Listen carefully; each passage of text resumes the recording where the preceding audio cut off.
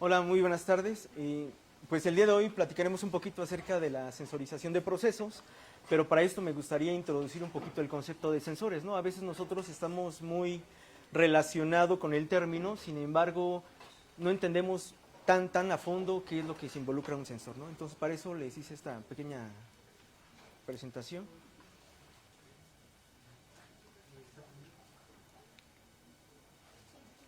Ahí está. El ser humano, a través del tiempo, ha tratado de entender cómo funciona el cuerpo humano. Generalmente ha tratado de investigar cuál es el fenómeno de la luz, la presión, la temperatura y el sonido. Y él sabe que internamente los órganos de los que estamos constituidos tienen la capacidad de percibir este tipo de acciones de la naturaleza, de estas variables. Sin embargo, todavía no entiende cómo lo hace. Hoy en día, el término de sensor viene del latín que significa sensus, que es prácticamente percepción o sentido, ¿no? Entonces, lo que trata de hacer el ser humano a través de estos sentidos es replicar y obtener información de cada uno de los procesos. Entonces, derivado a esto, pues hay diferentes tipos de parámetros o variables naturales que puede estar sensando, ¿no? Por ejemplo, el parámetro de una variable pueden ser sensores resistivos, inductivos, capacitivos, magnéticos y ópticos. Cada uno de ellos tiene una característica específica y va a depender principalmente de lo que quiero indagar. No así las unidades de medida. Las unidades de medida pueden ser diferentes y pueden ser en función de la naturaleza, como es la temperatura, la presión, el flujo, el caudal, el nivel de humedad, la fuerza, la presión, etcétera. Cada uno de ellos representa una característica de la naturaleza, algo que el ser humano quiere representar mediante un concepto. Puede ser un número, puede ser una acción, mediante un actuador, puede activar un motor, puede activar una lamparita, pero todo en función de esa variable, ¿no? Hoy en día este sensor se conoce como un dispositivo que recibe prácticamente una señal, pero es una señal de la naturaleza, ojo, una señal natural. Y sobre todo que esa señal va a responder a un estímulo eléctrico. A diferencia de un término que se llama transductor, este sensor requiere precisamente de energía eléctrica, de un estímulo, para poder dar una reacción. Y lo que nosotros tratamos de hacer es replicar esa actividad del ser humano mediante el impulso eléctrico y dar una respuesta, ¿no?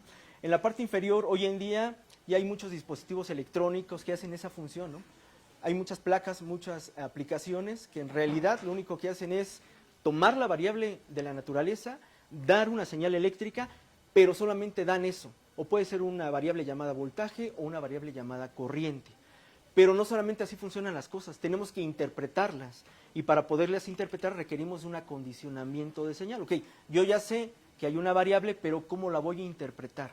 Necesito modificarla para poder mostrar en una pantallita, mostrar encender o apagar un foco, arrancar o apagar un motor. Eso va a ser nuestra chamba, ¿no?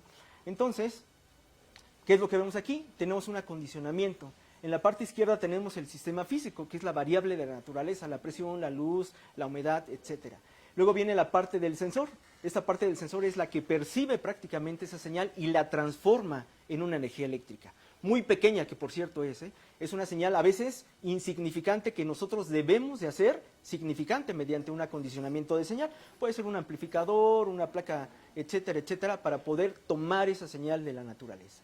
Ya que la acondicionamos, entonces ya está lista para digitalizarla. Yo tengo que mostrarlo, tengo que mandar un 0 o un 1, o está activo o no está activo, o visualizar en alguna parte, ¿sí? Esa va a ser la estructura de nuestro sensor.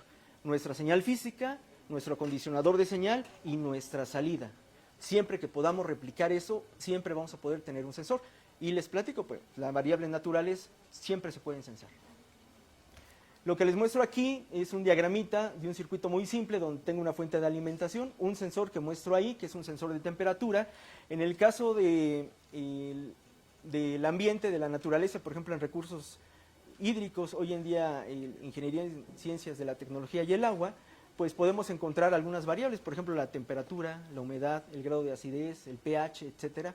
Yo les muestro este ejemplo que es muy simple, que hemos realizado con muchos de nuestros alumnos. Es un sensor de temperatura que me va a indicar de manera visual, auditiva o de manera física cuando la temperatura ha alcanzado diferentes niveles, pero lleva un proceso.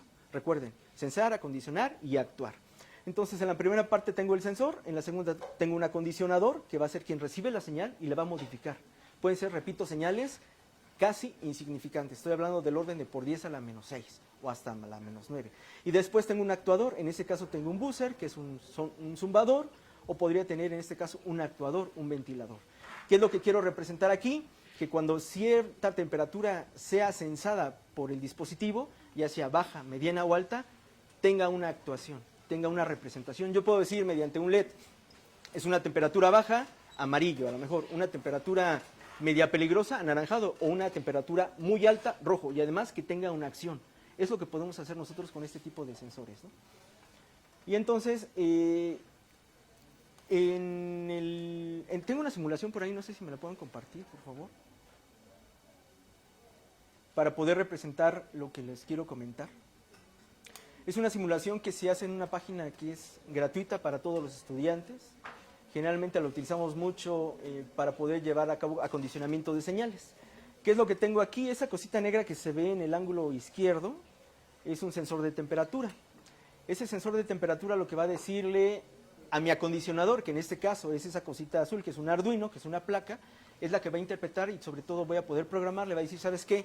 Cuando tengas diferentes valores, vas a tener una acción. El sensor tiene una variable que me va a indicar por cada grado Celsius un incremento en el voltaje. Se me ocurre, por dar un nombre, ¿no? Por cada grado Celsius que se incremente me va a dar 10 milivoltios de voltaje. Entonces, si hay 1 grado, son 10 milivoltios. Si hay 10 grados, son 100 milivoltios. Entonces va a ir incrementándose, pero eso solamente lo sabe el sensor. ¿Quién lo va a interpretar? El acondicionador. Mi acondicionador es el Arduino, y ese Arduino yo lo programo y le digo, ¿sabes qué? Cuando recibas 20 milivoltios vas a hacer esto. Cuando recibas 80 vas a hacer esto. Es el cerebro de cómo interpretar la variable, ¿sí? Entonces, ya que tengo eso, lo paso a mi pantallita que dice temperatura, que también la voy a programar. Es una condición visual que le digo, ¿sabes qué? Indícame de forma visual que la temperatura es media, alta o baja, ¿sí? Y además le pongo 3 LEDs, un LED verde, un LED amarillo y un LED rojo. Y además le voy a colocar un buzzer, que es esa cosa negra que está ahí. Tengo una actividad visual, una auditiva y sobre todo algo escrito, donde yo puedo sacar una adquisición de datos. Puedo subir esa información, puedo graficar y puedo hacer más con esa información. Hoy en día las ciudades inteligentes lo que vamos a hacer es almacenar esa información y sobre todo actuar en función a la información que tenemos. Si nosotros le damos, si le das doble clic por favor a donde está la cosita esa negra que es el sensor, porfa. Del lado izquierdo.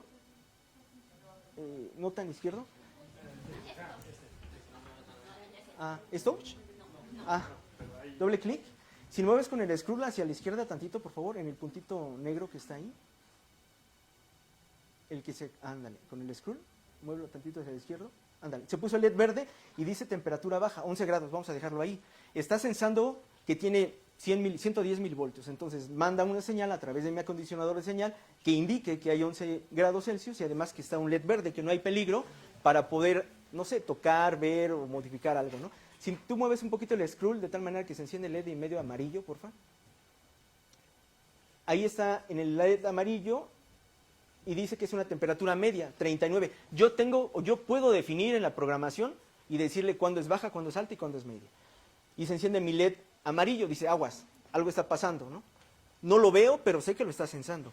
Si yo le sigo un poquito más con el LED rojo, le puedo con el scroll hacia la derecha. Entonces ahí se activó el LED rojo y dice que hay una alta temperatura y el buzzer tendría que estar sonando, ¿sí? Esa es la parte de la adquisición de la variable térmica, en este caso la temperatura, el acondicionamiento y la salida. Siempre vamos a tener esos procesos en la sensorización y hay diferentes campos que ahorita nos vamos a platicar. Si le avanzamos por favor a la presentación. Muchas gracias.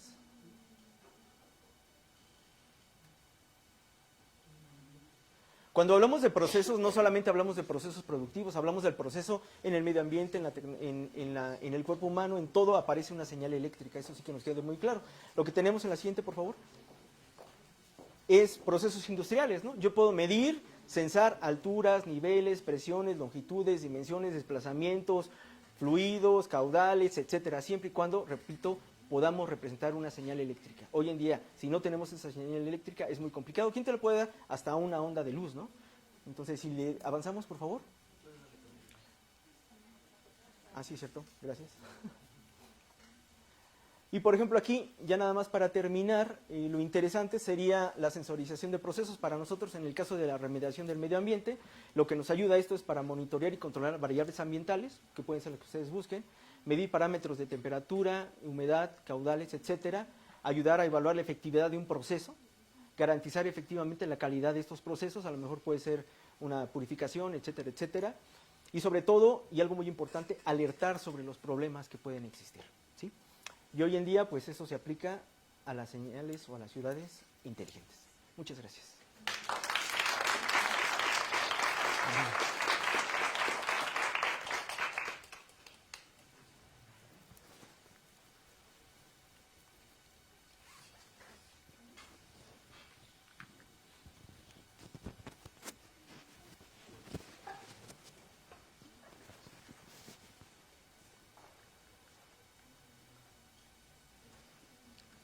Bueno, buenas tardes a todos, a todas, y muchas gracias por la invitación, la oportunidad de estar aquí, de presentar un poquito de algunos avances que tenemos sobre sensores inteligentes, particularmente electroquímicos, con aplicaciones en el medio ambiente, ¿no? Y en la calidad del agua principalmente. Eso es algo de lo que les quiero mostrar. Es muy breve, son unos cuantos minutos los que tenemos, pero trataré de darles la mayor cantidad de información posible, y agradezco por supuesto a mi colega Víctor, ¿no? Porque me dio dio una muy buena introducción sobre qué son los sensores, ¿no? A lo mejor algo que tal vez yo omití en esta presentación por cuestiones de tiempo. Entonces, bueno, este es el contenido de la presentación. Básicamente nos vamos a enfocar en sensores electroquímicos inteligentes. Creo que este no apunta, ¿verdad? No. Bueno, en sensores electroquímicos inteligentes, voy a dar un poco de contexto, nada más. Y para empezar, solo quisiera platicarles dónde trabajamos, dónde hacemos todo esto. Pues en el grupo de investigación de sensores inteligentes, el cual está en la subdirección de electromecánica del Instituto de Ingeniería de la UNAM, en Ciudad Universitaria, en la Ciudad de México, ¿no? Realmente mi grupo de investigación soy yo como investigador, pero la parte fuerte pues son precisamente los estudiantes que ha habido y que hay y que continúan, ¿no? Actualmente pues hay una cierta escasez de estudiantes, pero tenemos alrededor de 5 estudiantes desde el servicio social hasta doctorado, ¿no? Entonces, bueno, y un postdoc por ahí también trabajando. Se me olvidó poner ahí el título de postdoc, pero bueno, es una persona ya con doctorado, ¿no? Entonces, esto es un poco del contexto. Y a ver, en este sentido, yo quiero hablar un poquito sobre sensores tal vez un poco más especializados respecto a lo que nos platicó Víctor, ¿no?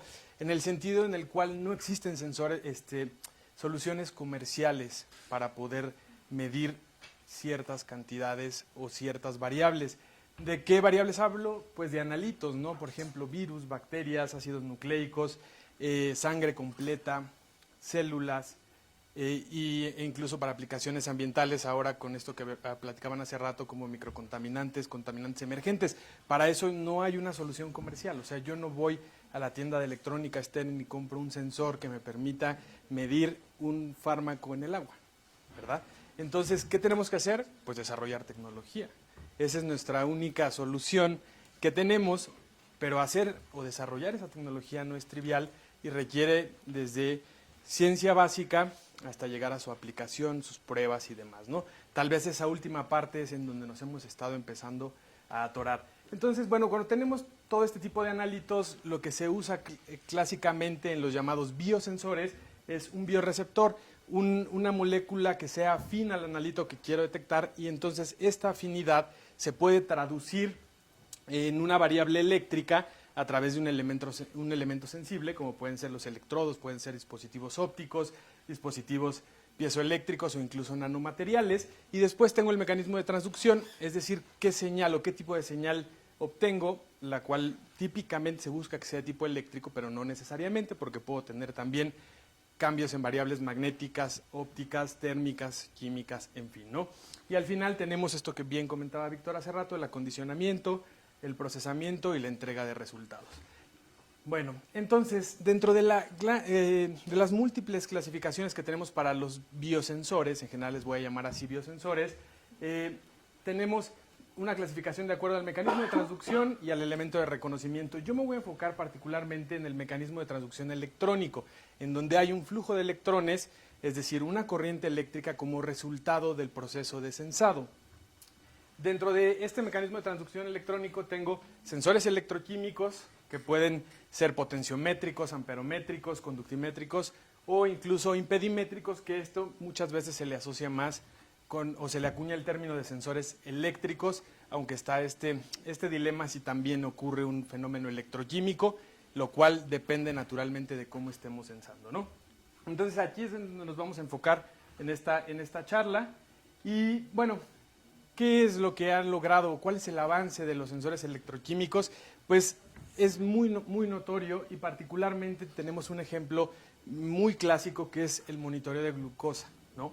Estas tiras reactivas que se ocupan para poner una gotita de sangre cuando nos pinchamos el dedo, en el caso de tener diabetes, es un sensor electroquímico, ¿no? Al final de cuentas ahí está ocurriendo una reacción química que produce una corriente eléctrica proporcional o como función de la concentración de glucosa. Entonces mi aparatito, que ya trae todo el acondicionamiento de la señal y el despliegue, me dice cuál es el valor de la concentración de glucosa en sangre. Este es el ejemplo clásico de un sensor electroquímico, pero si nosotros ocupamos ese concepto o lo extrapolamos para detectar otro tipo de moléculas u otro tipo de compuestos, funciona prácticamente igual, ¿no? Necesito que ocurra esta reacción química que me produzca electrones, y entonces por eso le llamamos electroquímica.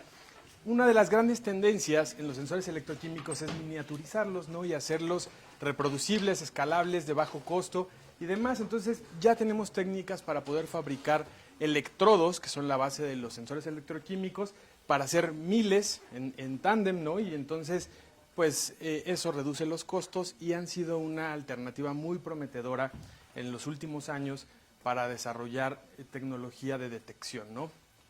Bueno, entonces, ahora le vamos a añadir esta palabra inteligente, y cuando yo les digo sensores electroquímicos inteligentes, pues lo primero que se nos viene a la mente es la inteligencia artificial, ¿no? O sea, es uno de los términos con los que convivimos actualmente, día a día, y que cada vez somos más los usuarios de ella, ¿no? Pero entonces, si yo pienso en la palabra inteligencia, en las palabras inteligencia artificial, pues me viene a la mente la generativa, como ChatGPT. Entonces, ¿cómo acoplo a ChatGPT con un sensor? ¿No? Entonces, esta pregunta la hago porque siempre que menciono sensores inteligentes se piensa en inteligencia artificial como ChatGPT, como una herramienta. Y yo creo que no es el caso, ¿no? Menos cuando desarrollamos tecnología, hacemos ciencia de frontera, no vamos a ser usuarios de la inteligencia artificial, sino más bien tenemos que desarrollar mecanismos de inteligencia que no necesariamente son redes neuronales, no necesariamente es aprendizaje automático como nos los venden o como estamos acostumbrados a verlo. En general, si uno hace una revisión al estado del arte sobre sensores electroquímicos inteligentes, encontramos esto, ¿no? Redes neuronales artificiales, aprendizaje profundo, aprendizaje generativo. Yo lo que les quiero hablar ahorita o ilustrar con dos ejemplos prácticos es cómo no necesitamos de esto para poder dotar de inteligencia a dispositivos de detección, ¿sí? Entonces, ¿cuál es nuestra propuesta? No vamos a trabajar con redes neuronales, no vamos a trabajar con ChatGPT ni nada, sino más bien vamos a modelar a nuestro sistema electroquímico, pensando que el sensor es un sistema electroquímico con una entrada y con una salida, lo vamos a modelar con base en datos, que eventualmente se contraste con los modelos de primeros principios, por supuesto. Y la otra es que podemos hacer la estimación de parámetros y variables no observables. O sea, hay mucha información dentro de la señal que yo mido físicamente que necesito extraer. Y no necesito grandes arquitecturas ni una supercomputadora para poder hacerlo.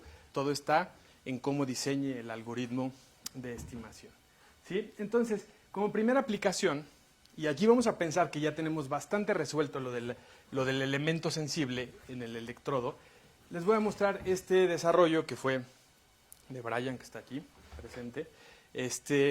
Lo trabajamos en conjunto y es un sensor con autocalibración dinámica. ¿Y qué sensa esto? Pues paracetamol, ¿no? O acetaminofén, que es la molécula. Paracetamol en agua potable.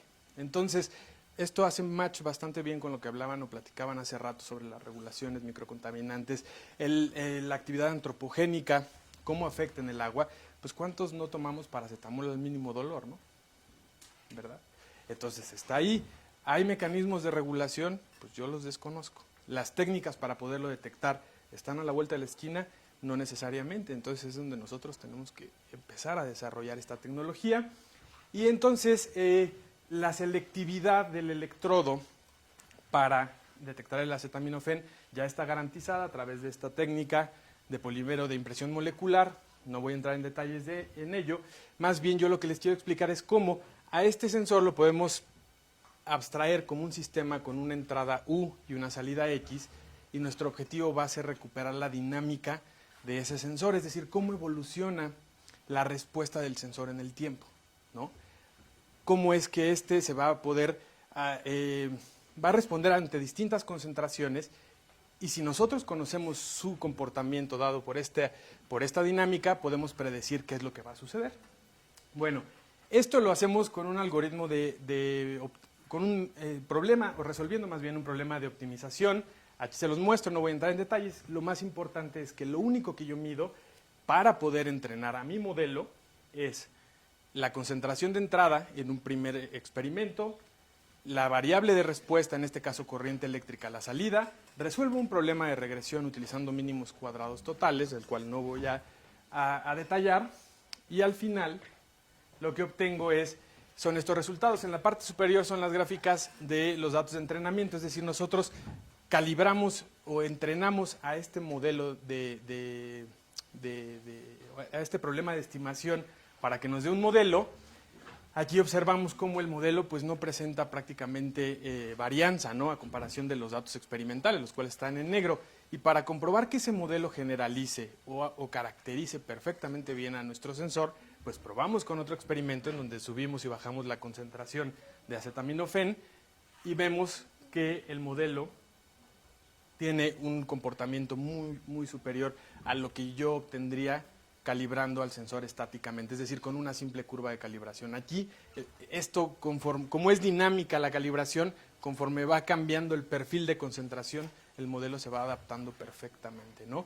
Y al ser un modelo, o al ser un modelo robusto y escaso, como lo decía ahí, pues la respuesta a esto es bastante interesante. Después, algo que trabajamos muchos años, 4 desarrollos salieron de esto, una solicitud de patente que sigue en trámite, es la detección de SARS-CoV-2 en aguas residuales, ¿no? ¿Para qué? Para poder coadyuvar en la llamada epidemiología con base en aguas residuales. Es un trabajo muy exhaustivo y aquí lo que quiero mostrar, voy a saltar esto, bueno, ocupamos una técnica de amplificación isotérmica para poder reproducir o replicar al genoma de SARS-CoV-2. Y en lo que quiero hacer énfasis es que vamos a utilizar mediciones de espectroscopía de impedancia como una técnica electroanalítica, pero ahora lo vamos a ocupar como una técnica de sensado y vamos a analizar los datos no de forma directa, sino mediante este modelo de distribución de tiempos de relajación.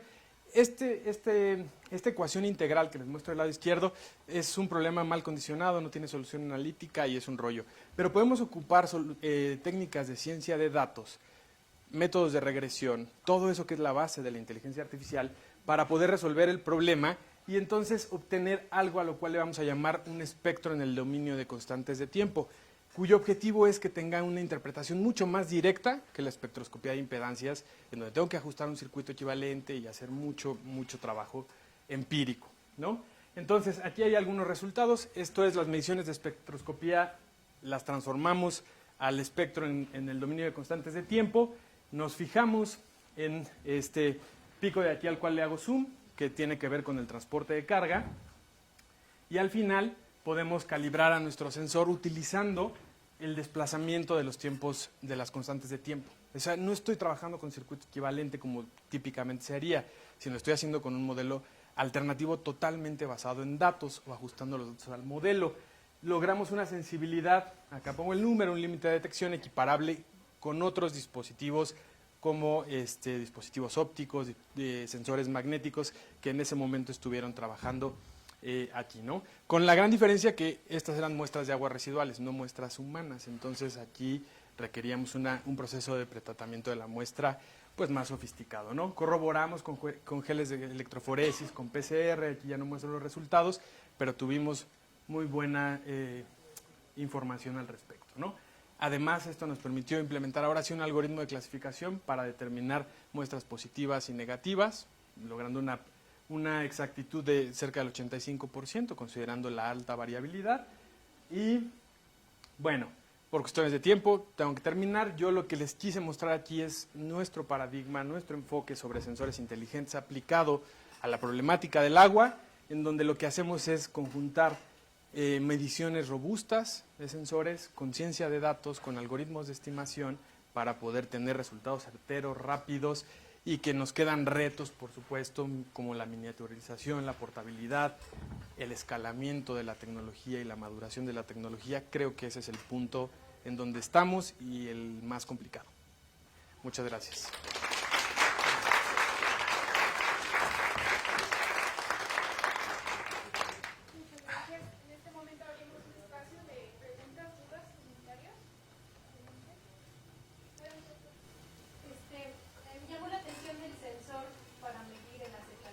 ¿Qué rango de concentración alcanza? No tengo el dato ahorita exacto, pero recuerdo que estábamos... no tengo el dato. No tengo el dato. Te lo pregunto porque el acetaminofén presenta una coloración, entonces medir su concentración mediante absorbancia óptica es muy fácil, ¿no? No, pero aquí sí estábamos a nivel traza. Estábamos a nivel traza porque no había cambio de coloración. Las concentraciones son Muy bajas, muy bajas. Pero también es un sensor entonces que detecta concentraciones muy altas.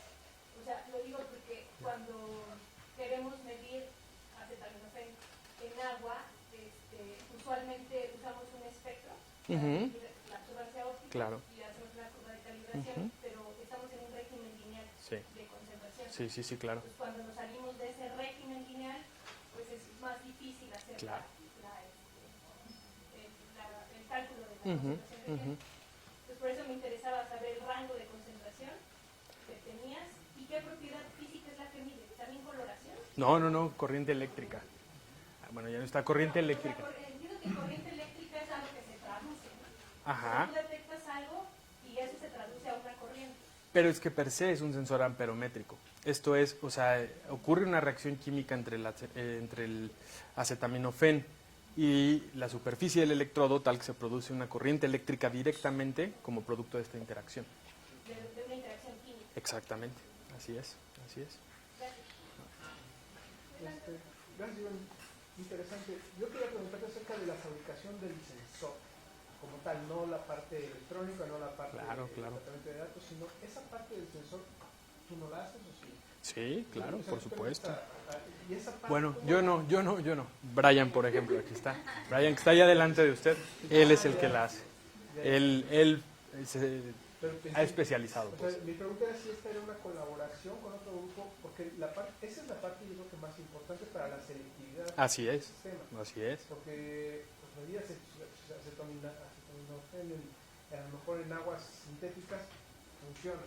Pero ya cuando te vas a un agua real, Exacto. como tú dices, en un agua residual, Sí, es un claro. mundo, ¿no? Entonces, Así es. esa parte, no sé si ya la están abordando o todavía están trabajando a nivel de aguas sintéticas, porque lo del SARS-CoV-2, eso ya es el agua residual. Es en agua residual, muestra real, sí. Entonces ahí ya es un agua real, está interesante, pero yo no sé si la parte de la acetaminofén y otros compuestos pueden ser los emergentes, ¿no? los contaminantes emergentes Claro. que se han estado mencionando, pero esa parte no sé si ustedes ya la están desarrollando en aguas reales. Sí, claro, por supuesto. O sea, a ver, nosotros hemos empezado desde de la parte de la ciencia básica, ¿no? Desde el desarrollo de los electrodos, por ejemplo, o sea, de material conductor, casi siempre construido, o lo tratamos de hacer con material con base en grafeno, ¿no? Y después la modificación de la superficie para garantizar selectividad.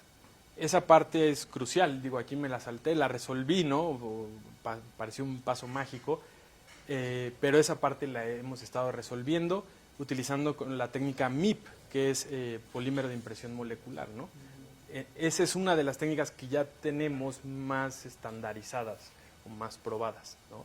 La otra también es funcionalizarlo con nanopartículas, eso es algo que pues ya también empieza a tener frutos. Y las pruebas en muestras de agua real, por supuesto que sí, también es algo que, como todo, empezamos con una prueba de concepto, pero la idea siempre es llegar a la aplicación, ¿no? Y sí, precisamente ahorita tenemos un proyecto con el agua del pozo de Tulyehualco 10, entonces, pues muy problemático.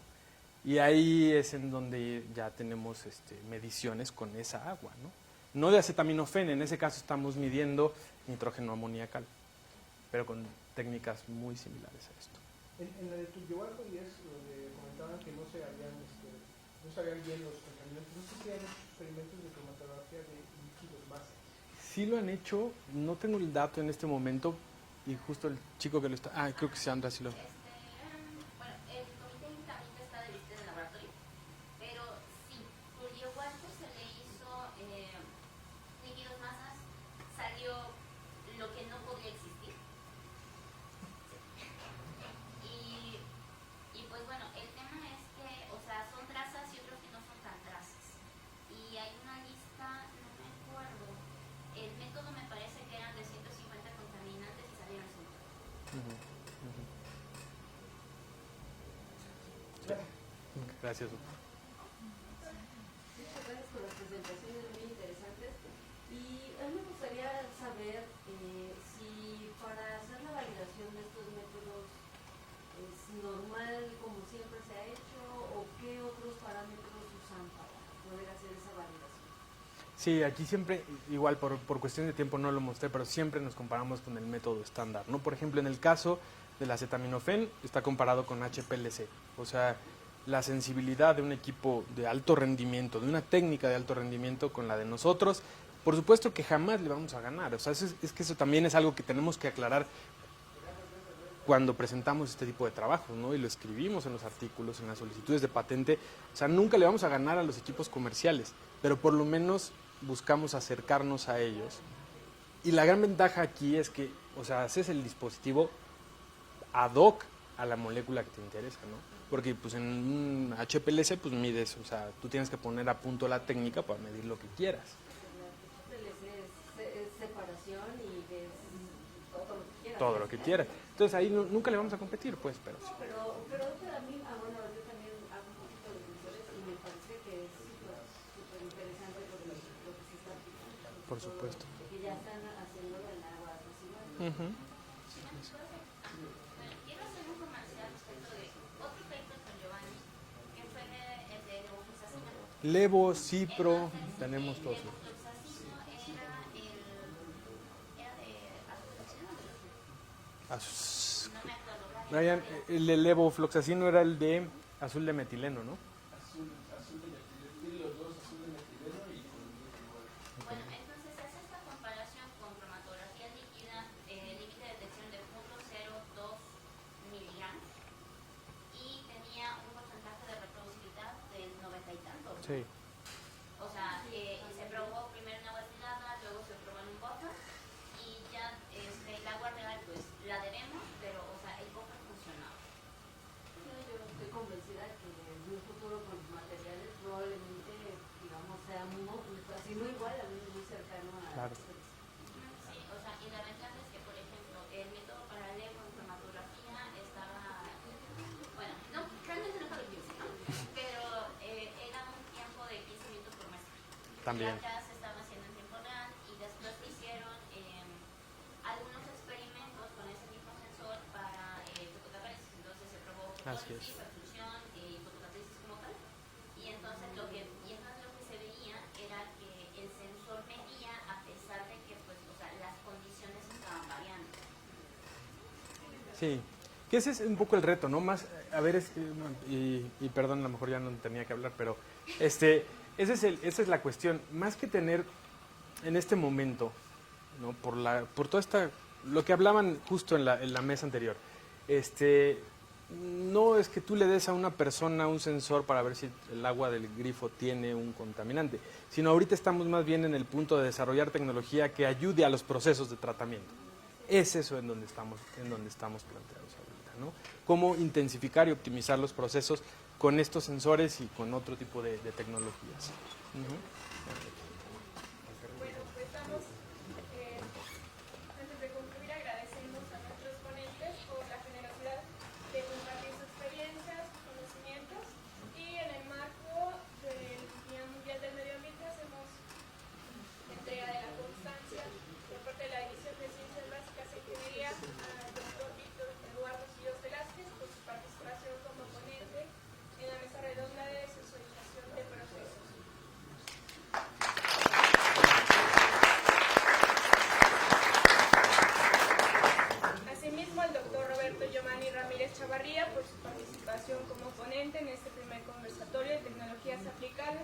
la remediación ambiental.